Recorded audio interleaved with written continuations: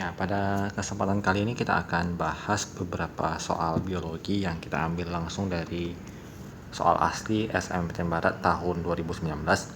Jadi akan ada kurang lebih 5 soal yang kita bahas bersama. Semoga bisa bermanfaat bagi kalian dan bisa membawa kalian lulus di seleksi tahun ini. Kita mulai dari soal pertama. Jadi soal pertama untuk biologi itu dimulai dari soal nomor 46. Di daerah Minangkabau, susu kerbau yang dimasukkan ke dalam tabung bambu akan membentuk padatan yang dikenal sebagai dadi. Bakteri yang paling berperan dalam pembentukan dadi tersebut adalah titik-titik. Jadi ada 5 mikroorganisme yang disebutkan dalam di pilihan ya. Nah, kata kunci untuk soal-soal seperti ini adalah kita harus mengingat setiap produk makanan dan hasil olahannya itu dipengaruhi oleh bakteri ataupun jamur seperti itu, mikroorganisme apa yang berperan. Jadi untuk khusus susu ini ada kata kuncinya adalah sesuai dengan produk fermentasinya adalah susu akan difermentasi menjadi asam laktat namanya. Dan asam laktat ini kalau kita perhatikan itu mirip katanya dengan lakto. Jadi proses fermentasi yang disebabkan pada produk-produk susu menghasilkan produk olahannya itu biasanya disebabkan oleh bakteri-bakteri yang berasal dari genus Lactobacillus.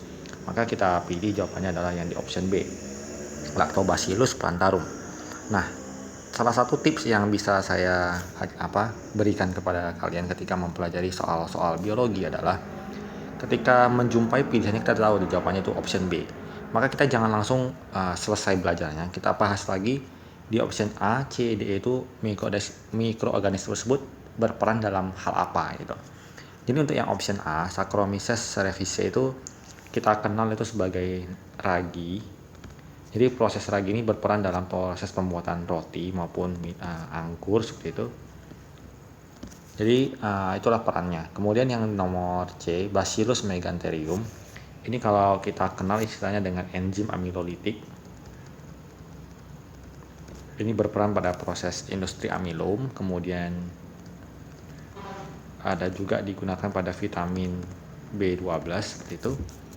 Kemudian yang option D, Penicillium camemberti, ini kita gunakan pada produk olahan berupa keju. Jadi untuk organisme ini dikenal sebagai atau digunakan dalam pembuatan keju.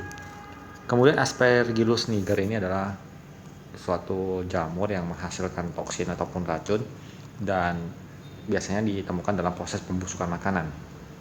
Biasanya pada roti ya. Kalau biasanya di roti itu jamurnya yang berwarna kehitaman pada roti itu adalah Aspergillus niger. Jadi berperan negatif atau bersifat merugikan dalam kehidupan sehari-hari. Kita lanjut ke pertanyaan selanjutnya. Pernyataan berikut ya, yang mengenai bambu yang benar kecuali.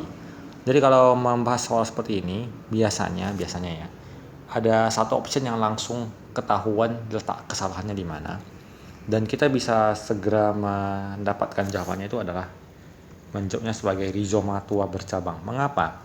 Karena tanaman bambu ini memiliki ciri khas yang berbeda dengan tanaman yang memiliki rizoma. Sebelum kita bahas kenapa dia berbeda, kita bahas dulu apa arti kata rizoma. Rizoma ini bisa kita artikan sebagai suatu modifikasi bentuk batang.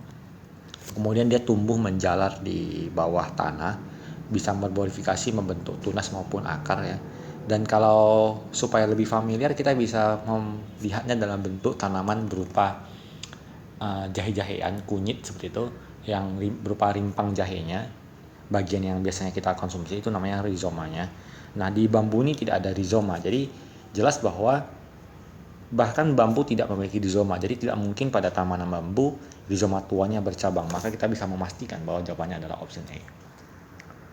Kita lanjut. Di antara hewan di Indonesia berikut ada disebutkan 5 nama hewan: kangurutan, tarsius, anoa, maleo, dan orangutan. Yang termasuk hewan endemik peralihan adalah. Jadi kalau kita perhatikan peta fauna Indonesia, misalkan ini Sumatera, kemudian Kalimantan, Jawa, ini gambarnya agak ngasal ya, Sulawesi gak pandai gambar, dan daerah Papua, kemudian ini ada Nusa Tenggara, Bali, dan sekitarnya. Kalau kita bagi daerahnya ini dibagi dari wilayah Indonesia Barat ya, kemudian ini wilayah Indonesia Tengah, dan ini wilayah Indonesia bagian Timur. Fauna-fauna yang terletak di daerah Barat ini dikenal dengan fauna Asiatik. fauna-fauna yang berada di daerah timur ini dipengaruhi oleh fauna Australia, disebut Australiatic. Kemudian ini yang peralihan. Nah, kalau kita kurang familiar dengan beberapa nama hewan ini, namun yang saya bisa pastikan umumnya kita mengenal orangutan dan juga kanguru pohon. Orangutan ini banyak ditemukan di wilayah Sumatera, Kalimantan, berarti itu termasuk di wilayah Asiatik. Kemudian kanguru itu di Australia, berarti termasuk hewan tipe Australia. Maka kita tempatkan kanguru pohon di wilayah timur.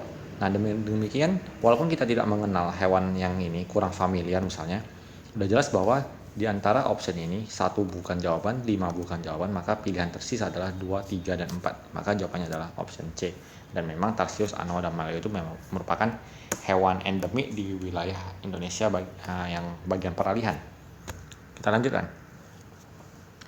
Berikut ini adalah komponen penyusun trakea pada insekta kecuali. Jadi di antara kelima pilihan ini yang jelas merupakan option yang salah adalah ostium. Jadi ostium ini kita kenal pada porifera, di mana bisa kita artikan ostium ini adalah saluran air yang terdapat pada porifera ya. Jadi porifera dan insekta itu sama sekali tidak ada kaitannya. Insekta itu sendiri berada pada merupakan bagian dari arthropoda, hewan yang berkaki berbuku, sementara porifera berbeda klasifikasinya dengan arthropoda. Jadi jawaban untuk nomor 49 bisa kita pastikan jawabannya adalah E. Kita lanjutkan. Bagian biji yang biasa kita makan pada Siamese adalah. Nah, kalau kita tidak mengenal nama tumbuhannya, tentu kita tidak bisa mencari jawaban tentang bagian yang disebutkan tersebut. Nah, dalam hal ini kita perlu menghafal beberapa nama tumbuhan yang umum ya, sering diujikan. Nah, nama-nama bahan makanan pokok seperti itu. Seperti Siamese ini sendiri adalah tanaman jagung.